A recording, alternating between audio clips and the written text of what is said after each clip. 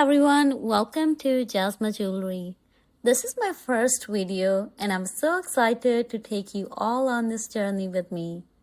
So today is a super special day because I just received a package from Amazon and I can't wait to open it with you guys. I ordered something really exciting for my jewelry making journey and honestly, I've been waiting for this moment. Okay, so let's see what we got. Okay, so wow, here they are. These are my first initial stamps. I got both small and capital letters, so I can create personalized jewelry pieces with names, initials, and even some meaningful words. Oh, and look at this. This is a very cute tiny heart stamp. I can add this with any names.